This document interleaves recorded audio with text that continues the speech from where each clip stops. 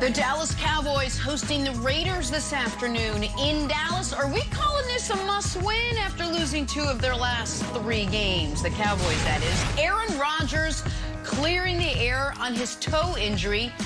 What do we make of his latest comments and demonstration, though? And it is Thursday, which means Chris Broussard got a list of NFL players he thinks are under duress this week. His Bud list is back. Hi, everyone, and welcome to First Things First, and thank you for spending your Thanksgiving morning with the 4 of us. Jenna Wolfe, Nick Wright, Chris Broussard, Kevin Wilds, and guys, can I just say, there are not 3 other men on this planet I would rather spend my early morning with you. Grateful to be with you. I love you guys. I love all of you out there. But mainly these 3 guys. That is very nice. Incredibly sweet. Love you too. That is so nice. Yes. And if I can echo it, I'm incredibly thankful for my 3 wonderful colleagues, the amazing, unbelievable behind-the-scenes staff we have, of course, friends, family, and most importantly, I am thankful. The King is back, America. Let's go. The King is back on this Thanksgiving morning. I knew something was coming. Let's do it.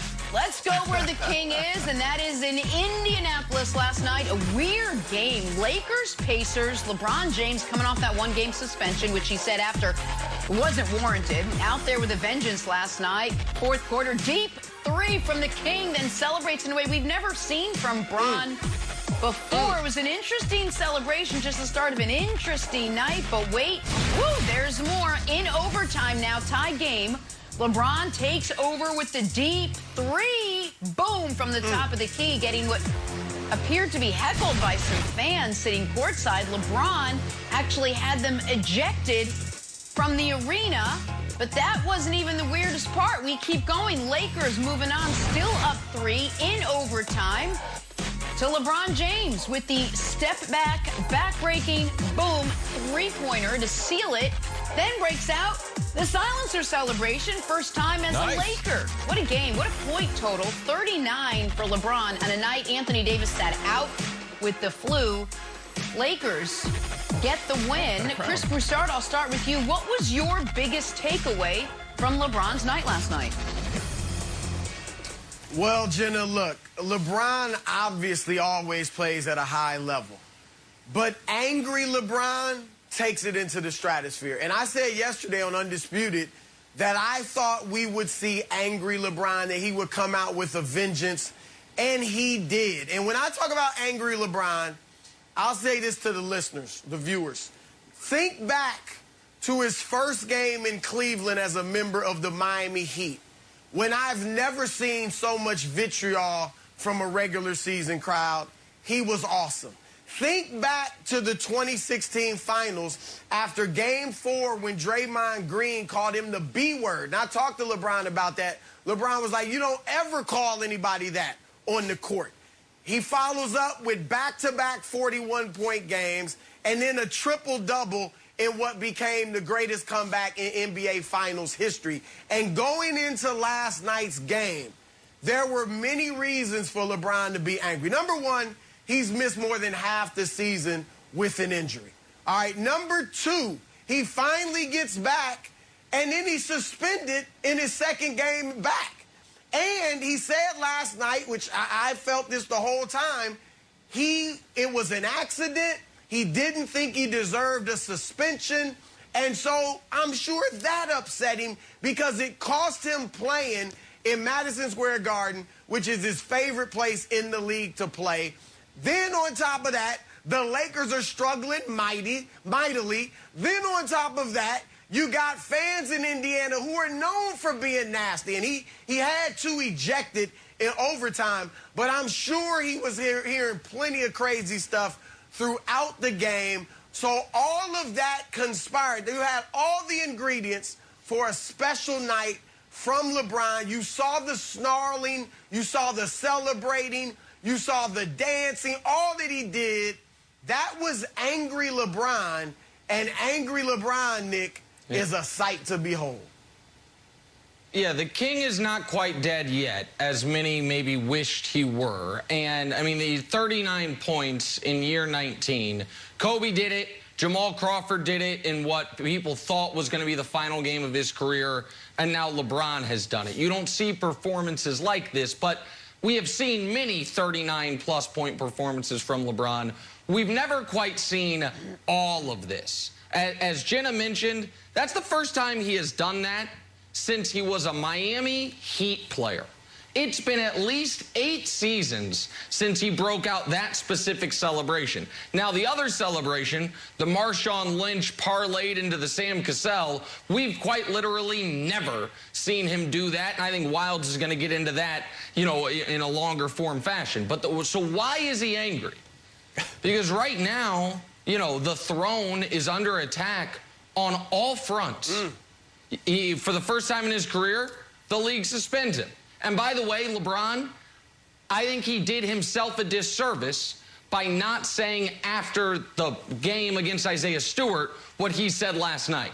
I think if he had done the press conference after the Isaiah Stewart incident, after the Detroit game, and said what he said last night, it was such a reasonable explanation, maybe he avoids suspension. But he feels under attack by the league.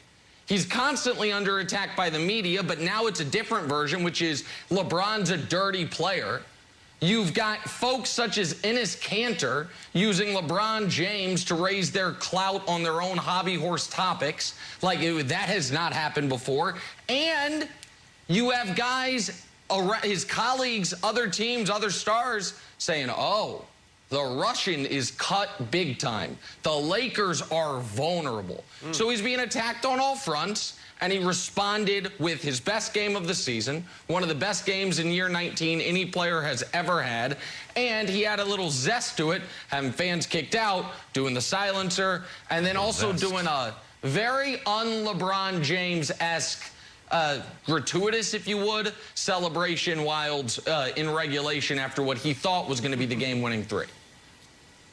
Yes, well, I analyzed the celebrations. Those were my, that was my biggest takeaway, and I came up with this sober analysis. I believe LeBron James is telling the world, please stop disrespecting me. I don't deserve it.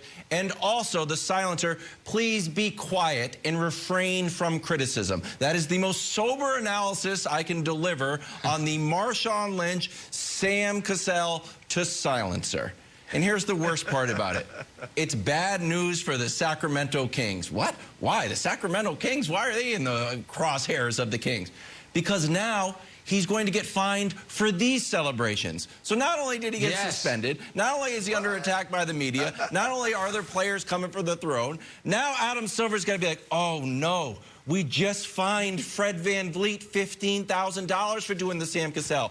Now he did the Sam Cassell and the Marshawn Lynch, Broussard. I looked it up. Marshawn got fined $20 grand, but that was a while ago, and the cost of the celebration is going up. So it's bare minimum $35,000. So if you're playing, now he's got to play Sacramento. Like, holy cow, why did LeBron go out this game? Well, he got fined $35,000 for the Pacers game. So expect another monster game in response to the fine that he got for this monster game. It's just going to be a daisy chain of disrespect, and LeBron is going to keep paying it forward. So I'll spin it that way, Broussard. We always heard a lot about Michael Jordan, and the genius of Jordan is that he would take any little disrespect, make it up in his head, and go out on a regular game in Portland. You know, Portland was actually pretty good. We'll say in Sacramento, and deliver. And what we saw last night and what you saw was like, oh, it's angry LeBron. How long do you think he can keep this vendetta up? Can he have this type of intensity throughout the year, and is that the secret to the Lakers' success?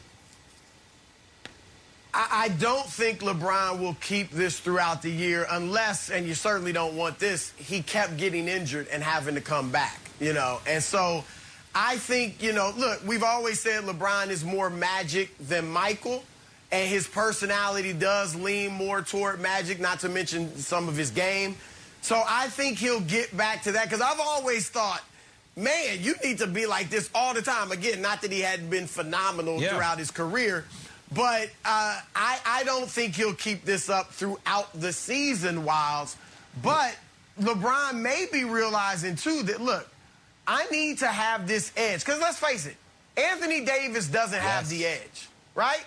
Russell Westbrook's got an edge, but He can't be the guy that sets the tone. His edge is too sharp. Right. He can't set the tone for your team. Yes. No. Exactly. So LeBron may be feeling like, I've got to set this tone, Nick, for our team. So maybe I need to be a little bit more edgy more often than I have been typically. But so there were two things, though, last night that were almost one of a kind in LeBron's career. One was getting the fans kicked out. That's happened a couple other times in his, in his career. And I know the internet's killing him for it. I am incredibly confident that those two fans said something that if it was recorded on audio, even LeBron's biggest critics would say, okay, you got to go. Whether, I don't know if it was about his family, I don't know if it was just gratuitous over-the-top cursing, I don't know what it was, but it wasn't random. And LeBron also knows courtside fans are going to have some level of wealth or power within the Pacers organization that you can't just willy-nilly be like, they got to go. The other thing, though, Wildes, you said something before the show that I thought you were going to say there, and I think we should acknowledge it. We have never seen LeBron James do any type of what I called gratuitous celebration. It's the first time in his career guy's played about as many games as anyone in NBA history. What's the other thing, Wildes, that prior to 72 hours ago we had never seen? And how do those two connect? Oh, yeah, well, look, he's been on the highest level of competition of any athlete of all time. You can go back to, like, the Big Bang. And like, oh, who has been on the highest level of competition between the humans? And like, well, that's what LeBron James was there. And he's never done this. Never. So this was a direct shot. I think it was a direct shot at a lot of people, but I think it was the most direct shot at the league. And that's why it's going to put the league in a bad spot when they're going to have to go back and fine him again. This time, I think he was fishing for the fine. He actually wants the fine. But it was the direct shot at the league. But the Marshawn was directed at the league. Yes, I think so. What Wildes was saying before the show, and I just want to, this is Wildes' take, but I want to be very clear here because I think it's a great one. Great. The Marshawn Lynch celebration, who he was saying that to was the league. You're going to suspend me? Hold this. That's to me, we've never seen him do it. We've never seen him suspended. That to me, and I think you're right, Wildes. Okay, that's my take now. Wildes is now shaking his head. No, so I'm combining our perhaps takes. Rival tequila brands. Perhaps rival tequila brands. That's all I'm saying. It's on the board. Well, and look, he's got a good relationship with the league office. He got a good relationship with Adam Silver, and I'm sure he's thinking, look, you know my track record. You know I'm not a dirty player. It was an accident, and you suspend me for it. So, yeah, I think there's some of that to it. 39 points for LeBron James on an emotional night last night in a win over the Pacers. We'll have more on Bron's big night ahead. Got to talk to Aaron Rodgers now, the reigning MVP, dealing with a painful toe injury. Could it end up derailing the Packers season? Talk about it next. First things first. Time for a little draw on a blank. Talking some Aaron Rodgers now, still dealing with that toe injury. And a bizarre press conference yesterday. Rodgers had made reference to having COVID toe earlier when he did the Pat McAfee show, which then got picked up by the Wall Street Journal, to which Rodgers took issue. He used his press conference yesterday to set the record straight. Check this out. Just so I could show you the lesions on my foot here, Rod. So if I have enough room on this camera, let me see if I could... Oh, there's no lesions whatsoever. Oh, what a surprise. No, that's actually called disinformation, when you perpetuate false information about an individual. I have a fractured toe, so I expect a full apology from Molly Knight and whoever her editors was. I did get a kick out of reading that article. That was very, very interesting, but... No, I'd never heard of COVID toe before. Pat made a joke about it on the show.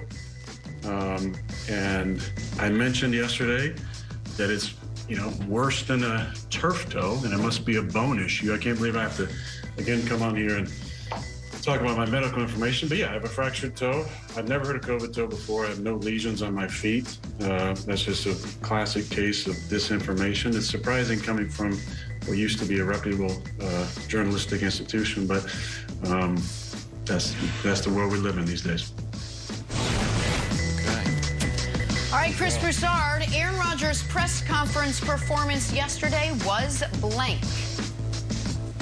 Well, Jenna, before I give you my word, let me give a public service announcement to all athletes, all entertainers, all politicians, anyone who may do an interview.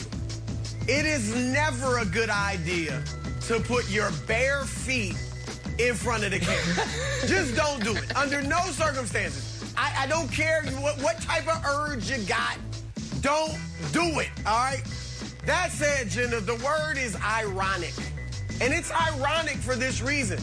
Aaron Rodgers started the season off back in August with a long press conference in which afterwards he was widely praised for his transparency, his boldness, all of that, right? Everybody loved him. Wow. He called everybody out. He named all his former teammates. What a job by Aaron Rodgers. And now he is falling apart because of these press conferences. So that's number one. Number two, you go out there and say this is disinformation, and yet in calling out the disinformation, you yourself are promoting disinformation. All right, Molly Knight, you called out Molly Knight for her disinformation, according to you, and she's the wrong reporter.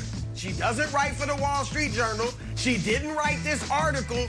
You're promoting disinformation and calling out the disinformation. So that is ironic. And look, Aaron Rodgers is having a spectacular season, and we know he is climbing the charts in the MVP race. So on the field, he's been great.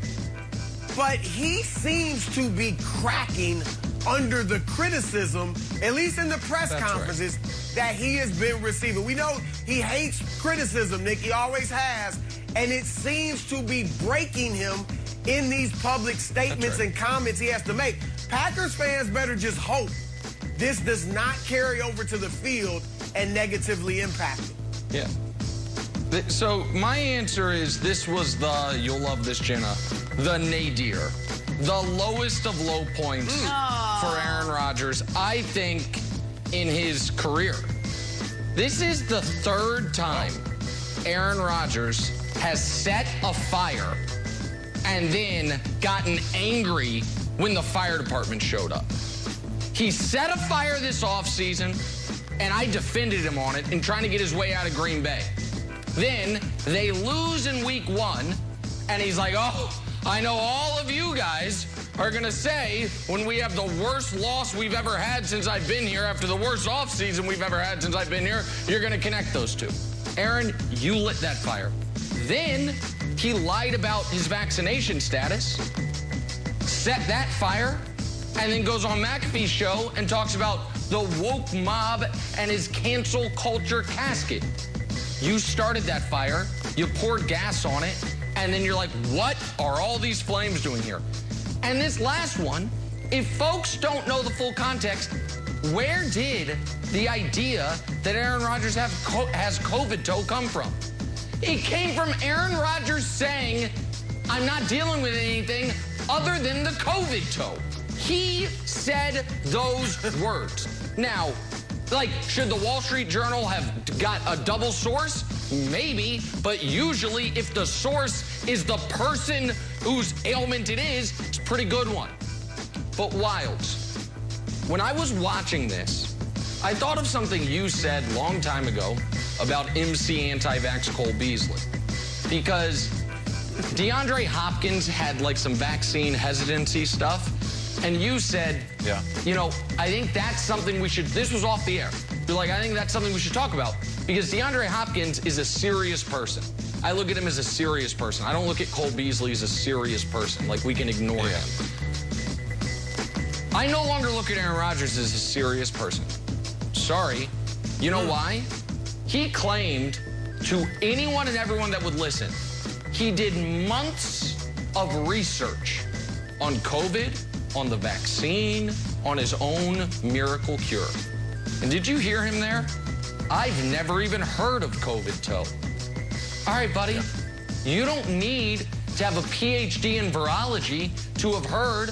I heard about it a year ago as one of the scary, weird side effects. You know who wrote about it? The Wall Street Journal, the New York Times, the Washington Post. You know, I would guess even Joe Rogan has heard about it. Now, maybe he thinks you fix it by push-ups. I don't know. But ask Joe. I bet he knows about it. So when you claim to have really dedicated yourself to something, and then if I tell you, you know what I mean? I'm working on this book on NBA history, and then it comes up in conversation. You're like, hey, Nick, what'd you think of Julius Erving's time in the ABA? And I'm like, the ABA? The hell is that? You're like, oh, well, I guess that ain't that good of a book, buddy. Like, then I'm an unserious person. So I think he's an unserious person, Wild. I think it's embarrassing. So those are both great takes. I'm going to try to bring it on the field, try to bridge the gap here. When we hear about championship teams in their post-championship kind of media tour, you hear a lot about keeping everything in the locker room, maintaining focus, keeping our energy in the right place. So my answer is wasted energy. And Broussard, you touched on this, and we mentioned this on the show. It felt like Aaron was in a very good sort of headspace. He talked about working on himself, and the better you are, the better headspace you're in, and Brandon always talked about this, the better headspace you're in, the better the performance is on the field. So now we're talking, there's been a lot of talk about his toe in the Pat McAfee show. You're playing Aaron Donald. Is all of your energy focused on the Rams? By definition, it is not. And I'm sure Aaron Donald's energy is on you, my friend. Because Aaron Donald, remember, he got hurt in that Seattle game. He didn't play well. He only was on the field for half the snaps, and he was weeping after this game. Do you think he wants a little bit of get back? I do. Do I think he's focused on Aaron Rodgers? Yes, I do. Do I think Aaron Rodgers is focused on avoiding Aaron Donald? I don't. So I think this might be the day, this weekend, where all the off-season, off-field nonsense catches up with Aaron Rodgers. Aaron Donald has pinky toe on the brain heading into this weekend. Hey, time for Broussard to break out the under duress list. Which guy will be on the receiving end of this week's Bud list? It's a real thing. It's next. It's first things first. Here we go, guys. Chris Broussard's favorite time of the week. Time to unveil his under duress list heading into week 12. Thanksgiving Day football gets started over on Fox, 10:30 this morning. Little NFC North showdown between the Bears and Lions. A wonderful way to start the festivities. But before the action kicks off in Detroit, Chris Broussard, tell us which 5 players are under the most duress entering week 12. Yeah, Jenna, here are the fortunate 5, because you referenced it last segment. Brothers usually ball out when they're put on the Bud list. All right, at number 5, Lamar Jackson. Look, he's coming off the game that he missed with the mysterious illness. And then 2 of his last 3 games, he hasn't played well, and they've lost. Bad losses. Cincinnati, they're blown out. Miami, which is a bad team, they're beaten by double figures. And there is starting to be this feeling among some, because Miami did it all game long. Cincinnati did it at times, where if you blitz Lamar to death and you play a cover 0 and you just blitz, then you can neutralize him. Now, Cleveland doesn't blitz a lot, but I would think that they would put up more blitzes in against Lamar. This is also an AFC North game. All 4 of those teams are still strongly in the playoff race. They got to keep winning, and Lamar's got to deliver. At number 4, we got Dak Prescott. Now, Dak, 2 of his last 3 games since he returned from the calf injury, he's played poorly and completed less than 50% of his passes against Denver and obviously against Kansas City. He was off all night. Didn't play well, no touchdowns, 2 interceptions, and he's fueled the notion that was already out there that Dak eats up the also-rans, you know, the teams that aren't very good. But put him on the stage with a top-notch team, an elite opponent, and he can't deliver. So Dak, look, they don't face an elite opponent this week. They got the Raiders today. But still, Dak needs to do it. And those pesky Eagles all of a sudden are chasing. So they need a win in the NFC East to keep pace. All right, at number 3, let's go to Buffalo. Josh Allen. Now, he's still second in the MVP race, according to Fox Bet. I don't know how. I don't know how, all right? This dude is struggling. In his last 3 games, he's got 4 touchdowns and 5 interceptions, okay? And like the Ravens with Lamar, they've been some bad losses, all right? And they play New Orleans. They only have one win over a good team all year. Now, New Orleans, without dark horse MVP candidate Jameis Winston, they're not very good. But still, the defense is stout. He's got to go out and produce because the expectations for this team are high. And you got Wild, you know, your Patriots are up by half a game on Buffalo. A lot of people picked them to reach the Super Bowl. They're not getting it done, and Josh is a big reason why. At number 2, Matthew Stafford. Yeah, all the talk was that he was going to be the MVP, and he probably was through the first 2 months of the season. But the last 2 games, he has not been good. They've been against good teams, and he has struggled. And again, fueling the notion that Matthew Stafford can't handle the big stage, can't beat the elite squads, all right?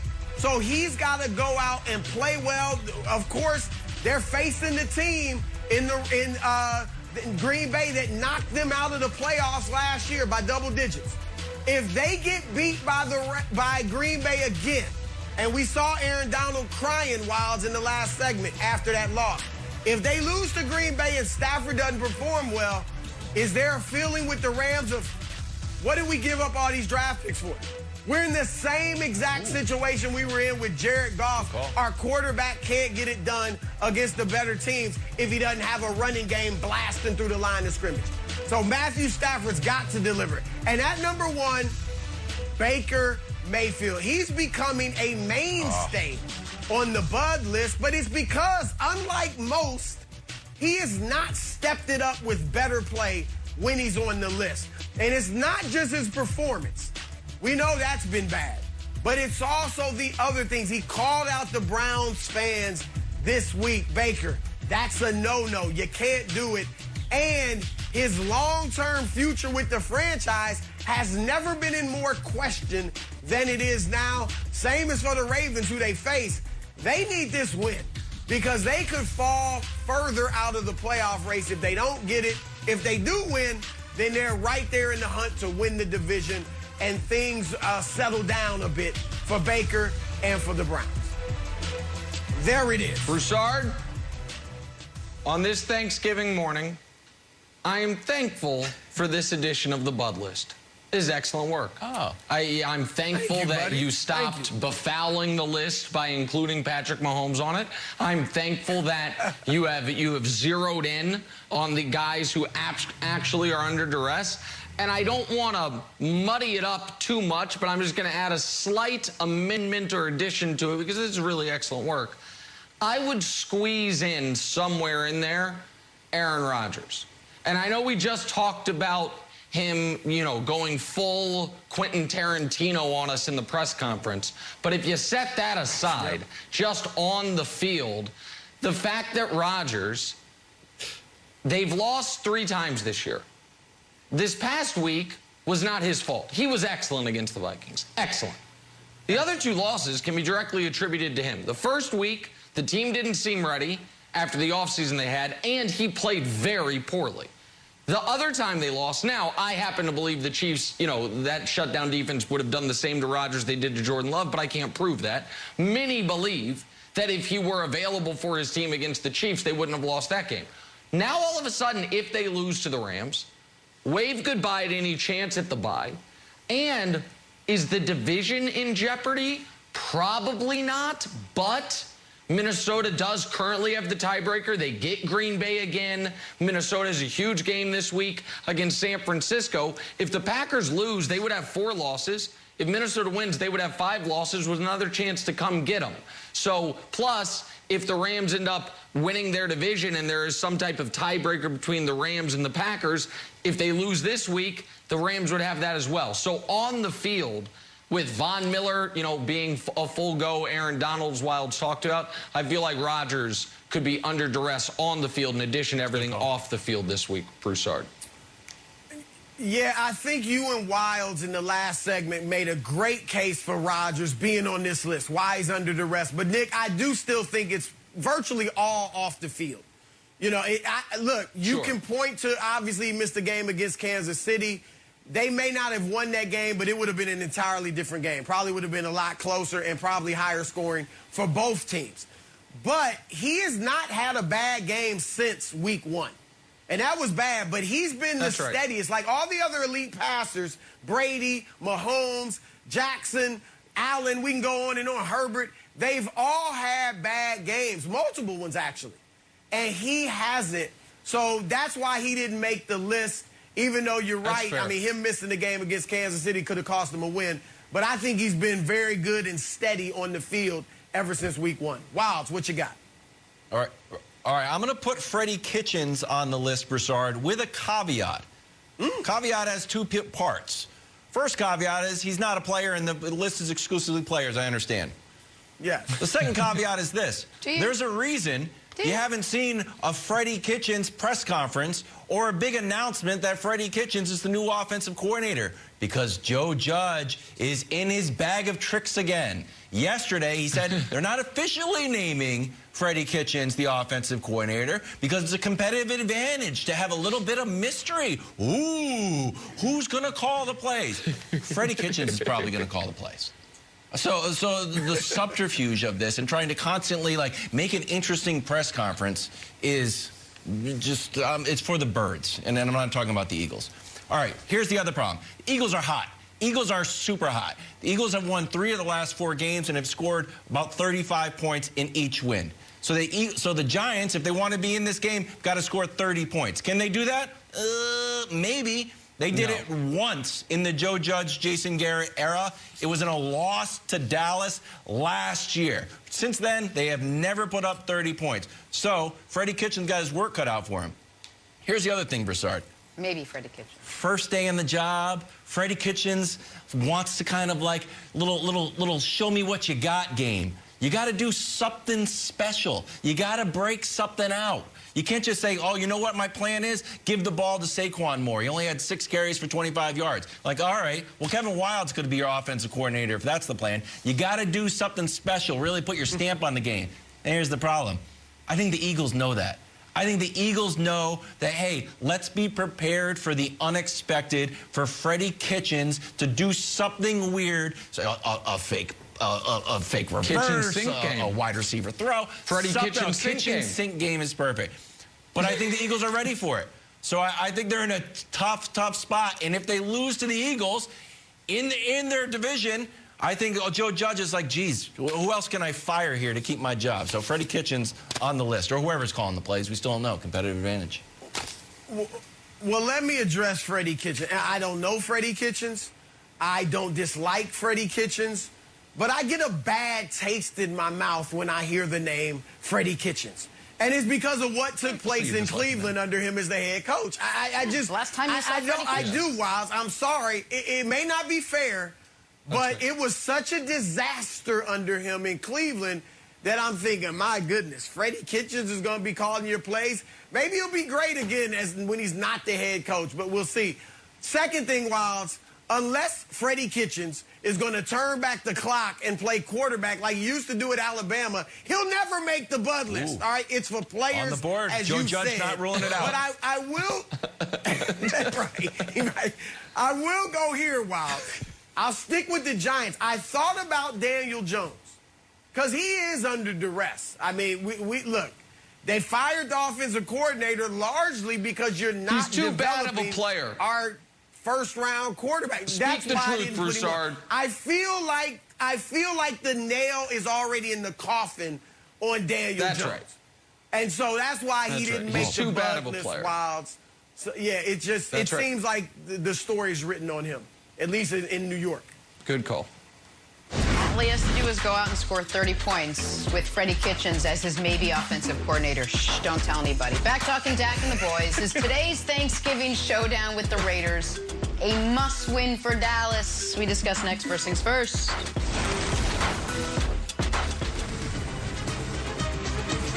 Talk some Dallas Cowboys now on this Thanksgiving morning. Boys hosting the Raiders on the short week. Hard to figure out this Dallas team. They won 6 straight.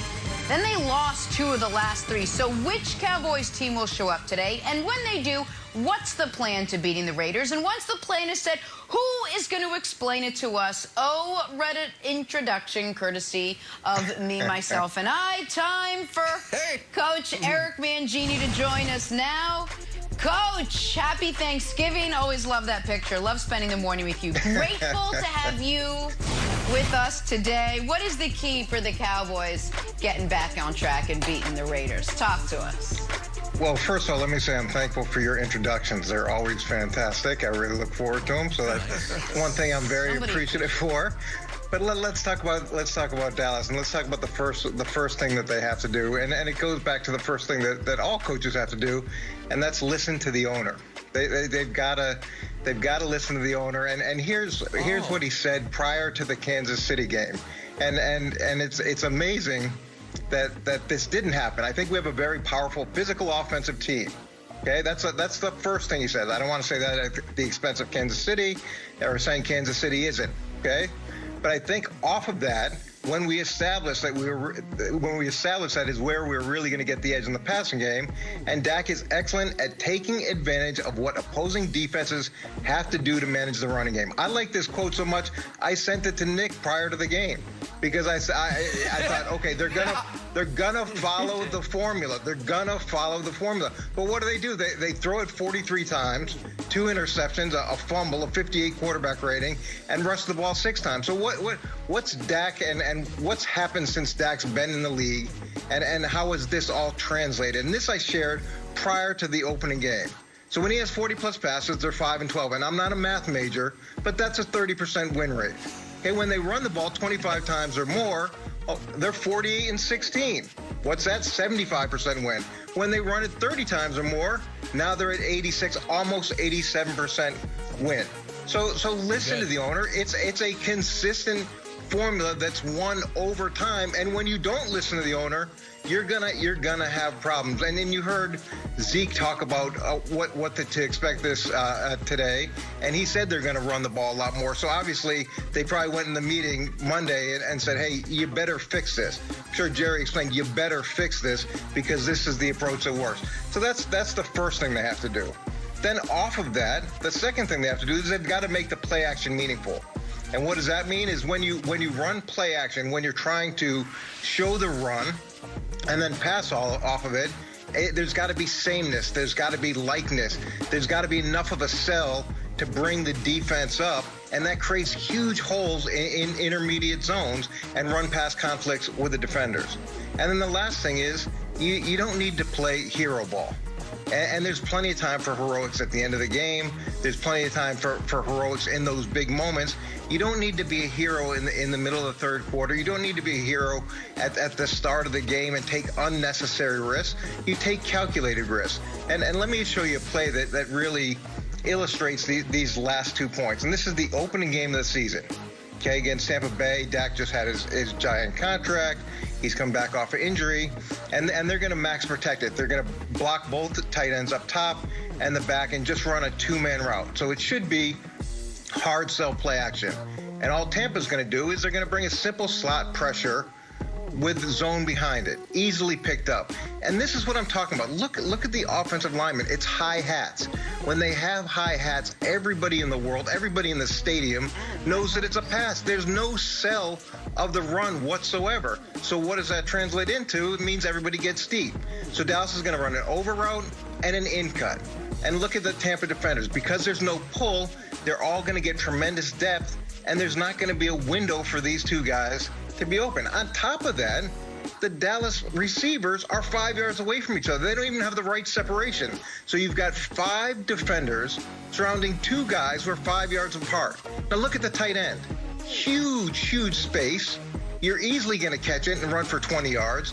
But no, you're going to try to throw it into the team meeting, the Tampa Bay team meeting. And even with a great throw, if you make one mistake in that team meeting, it's going to be a turnover. And that's what it was. And that's the difference in the game. And you don't need to take those chances in these moments, and especially considering you've got a giant check down that's going to go for 20 or 30 yards. It's what's killing Dallas, and as soon as they understand who they need to be and stop worrying about who they want to be, they're going to win a ton of games. All right, so that was extraordinary. I'm thankful for Coach every Thursday making us smarter on the NFL. I also am not thankful for the fact that, I hate to say it, Coach has really now nailed the Cowboys all year. And me and my analytics crew have been trying to talk about how the run game is anachronistic and overrated. However, with that said, I have, sometimes the truest part of you is, your gut, not your mouth. And when the Chiefs were struggling the most, I might have even texted Coach once. I wish they'd just run the ball a little more. Just seems safer. You might have. Like maybe it would work. And when the Chiefs were playing the Cowboys, I will admit, I was so thankful the Cowboys were not running the ball more, because that is where the Chiefs are the weakest, and the Cowboys never tried to go after it. And I understand the Chiefs beat them by 2 scores, but it wasn't like they were ever down 24-7 where you felt like, okay, we have to throw the ball. They were always in the game. They could have dedicated to the run more. And so here's my theory, Coach, and I'll go back to you and we kick it around. My theory is, despite what Jerry Jones said, when you tell the whole world we have 3 number 1 receivers, when you pay Dak Prescott like he's top 3 quarterback, then even if your team has had the most success running the ball, you feel almost an obligation to throw. And I'm going to add a little more, a little maybe incendiary comment. I don't think it's negative. I think it's human nature. Kellen Moore wants to be a head coach. We hire in a lot of offensive head coaches that are, their claim to fame is we run the ball 40 times. No. You know who's getting jobs?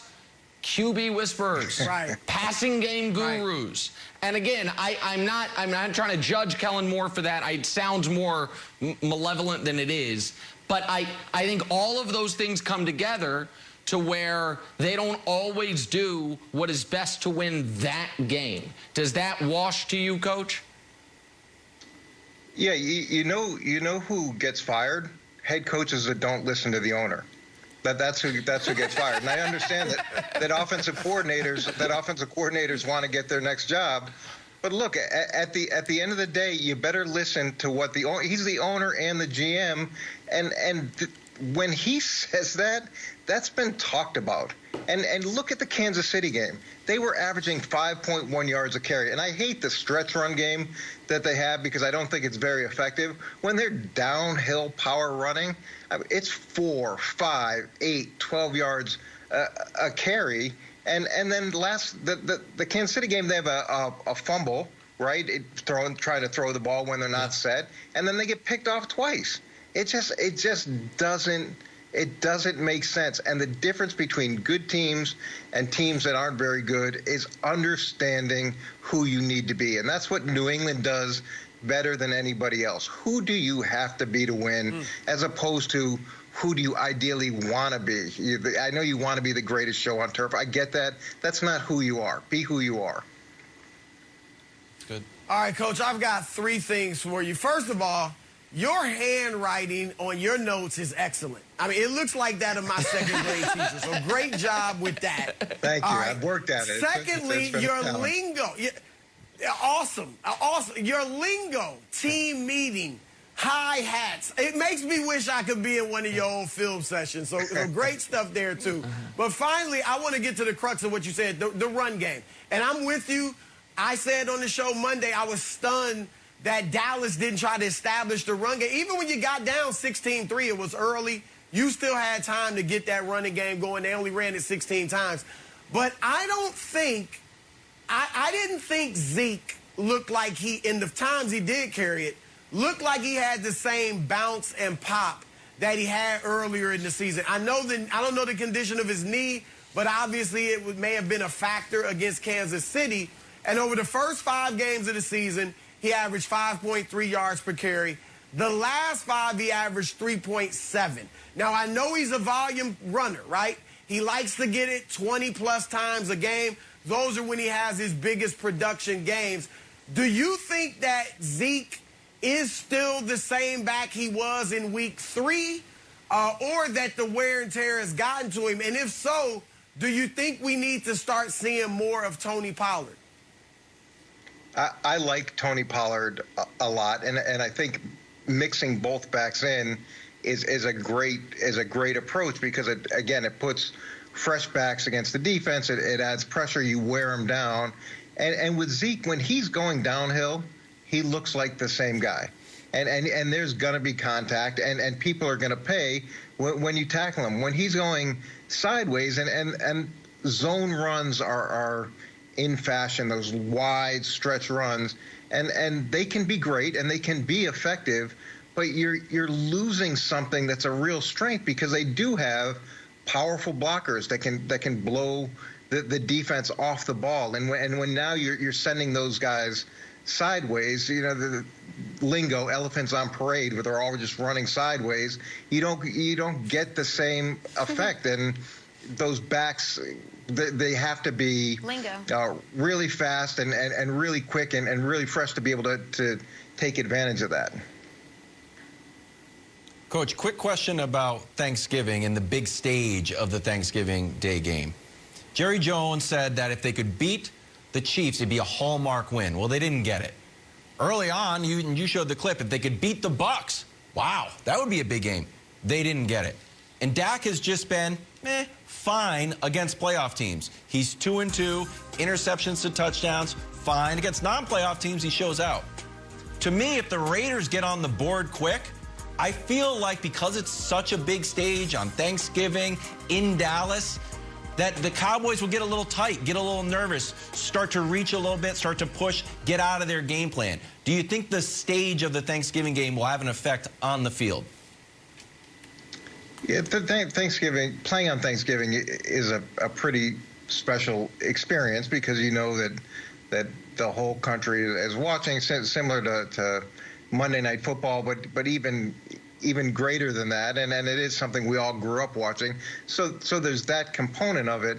But the worst thing that you can do is, if you get behind a little bit, is start thinking that you're going to make up every touchdown on one drive. That's not how it works. You need one drive to get the next set of points on the board, and then you put together another good drive. And let's not forget, this defense is much improved, but there's still a lot of things that they're struggling with, and the more that you control the time of possession and you control the tempo of the game, that helps a young defense significantly. And you can't lose track of playing complementary football.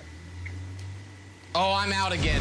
Time of possession, complimentary football. I'm out again. I'm back with my analytics crew. That's too much old school. Too much old school for today, Jenna. Game Can't deal with it. as usual, Coach. All right, Where's Warren boys Sharp? go out and execute. We'll see you in a few. Sit tight. Back talking the King. What did we learn about LeBron and his 39-point performance last night? We discuss that next. First things first. Today, the tradition on Fox continues as the Bears take on the Lions. Coverage begins with a special edition of the Fox NFL pregame show, 10:30 a.m. Eastern, only on Fox and the Fox Sports app. Time now for stories to start your morning, sponsored by Ram Trucks, built to serve. Fox Bet Sportsbook has the Dallas Cowboys favored by 7.5 today at home against the Raiders. They also have the Buffalo Bills favored by 6.5 tonight in New Orleans. Both teams need a win badly today, coming off a loss. So, Nick, which one of these teams needs a win more, Cowboys or Bills? To me, this is unequivocal.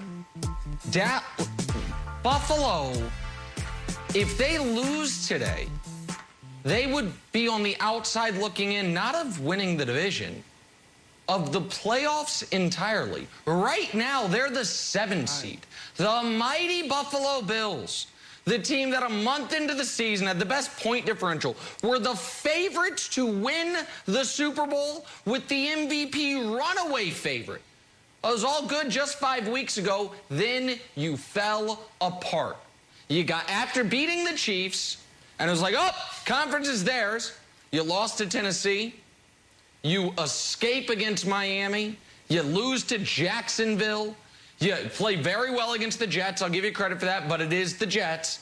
And then you get dog-walked by the Colts. And in the midst of it all, and Wilds, this is the underrated storyline about the Bills this year. How long till we start having the, ooh, boy, what's Josh Allen's cap hit the next few years discussion? Wow, ooh, boy, you're there already. Lamar won an MVP. Oh, wow. And they didn't pay him. Baker was the #1 pick of a 0 to draft. 100. They didn't pay him. Josh Allen had one great year. Gave him the best contract for a player in NFL history. The second richest contract for a player in NFL history. Josh Allen, old Magic Mountain Allen, up and down, up and down, up and down. And this is the moment, this is the year, especially Wilds, before the cap hit really explodes, and because the Chiefs have been wobbly, admittedly, all year. So if the Bills lose tonight, and all of a sudden, that's Josh Allen's passer rating dating back to last season, week by week. If they lose tonight to Trevor Siemian and the Saints, and they're 6-5 and might miss the playoffs, it's an utter disaster in Buffalo. So Dallas needs to win, but Buffalo, it's unequivocal to me, Wilds. Okay, so I think they both need wins. I think Dallas needs a statement win because they're on the big stage. They lost the opening game against the Bucs. Then Jerry Jones said, hey, if we beat the Chiefs, that would be a hallmark win. They lost that. Now you got the big stage with everybody watching. If the Raiders jump out to an early lead, Broussard, I think Dallas starts to get a little bit nervous. Uh-oh, we're on the big stage. And Dak's like, don't worry, guys. Hero ball time. Let me start slinging it around. And we know our friend Coach Mangini said that is not the recipe to win. They've got to run, run, run. It's just not exciting. I think they'll get nervous. But the Bills just straight up need a win. Do you know why? Because there's one thing worse than Squid Games, and that's GOAT games. Can we show the Bills' schedule? If you don't win tonight, uh-oh, you got the 2 GOATs, actually 3 GOATs if we count Baby Goat Jones. You got Belichick and the mighty, mighty New England Patriots who will be coming off a win against Tennessee, and then you're going down to Tampa. So all of a sudden, the Bills, who were very confident, claiming they ran the AFC East last year, willing to put up billboards directly in Foxborough, smashing tables. Their season could end very, very quickly. In order to sort of stem the tide, they have to win tonight, and I don't feel good about it. I think it's going to be a great atmosphere in New Orleans. I think they lose tonight. Wow. Ooh. All right, Wilds, I'm about to say something that I rarely say on this show. Something that I try hard not to say on this show, and something that, honestly, I second-guess and question myself whenever I say on this show. Here it comes. I'm with Nick on this one. All right? I'm with Nick on this one. I got to be honest. All right, let me count the ways. This is much more important for Buffalo. Number one, I mean, he pointed it out. They're in the fight for their lives, not just for the division of the AFC East, the title, but to make the playoffs. Dallas still, I get it. Philadelphia's frisky. They're pesky. Oh, Jalen Hurts has got them winning some games. But they got like a 2.5-game lead right now over Philadelphia. Dallas will be fine in winning the NFC East no matter what happens today. Second thing, expectations, I would say were higher for Buffalo entering this season than 100%. Dallas. I think more people picked Buffalo to get to the Super Bowl than the Cowboys. 3, Buffalo is in more of a decline, more of a nosedive than Dallas is. They've lost 3 of their last 5, one of them to one of the worst teams in football in Jacksonville, the other one by 26 points. So, Nick, I'm with you on this. There are so many reasons this is more important for Buffalo. Yeah. Dallas, they need a win, Wilds. They should win. They'll get criticized if they don't. And that's the one reason it's maybe more important for them, because they're America's team. They're under more scrutiny. Yep. It'll be much more talk about them losing than Buffalo. But still, Nick, this has got to be about the Bills. Yeah, and can we show the Bills' schedule again? Because aside from the game against Kansas City, where the Chiefs had 4 turnovers and the Bills had none, what evidence do we have the Bills can beat good teams. Steelers, they're decent. Right. They lost to them. Again, they beat Kansas City, and I give them credit for that. Titans beat them. The Jags were terrible, beat them. And the Colts annihilated them. So their wins are against the Dolphins, Washington, the Texans, the Chiefs, who I mentioned, the Dolphins again, and the Jets. And so all of a sudden, Wilds mentioned it, New Orleans. That's at least a decent team. Then you have the Patriots. Then you have the Bucks. You have the Panthers in there. You have the Patriots again. You don't get walkover games until the final 2 weeks of the season. My poor Atlanta Falcons. I'm not thankful for my Falcons pick, Jenna. I'll tell you that much. It could get real late early for Buffalo, Jenna. Still Happy Thanksgiving, everybody. From all Nick, of us to all of you, happy Thanksgiving. Have a wonderful day. We'll see you tomorrow. Undisputed right now. Happy Thanksgiving.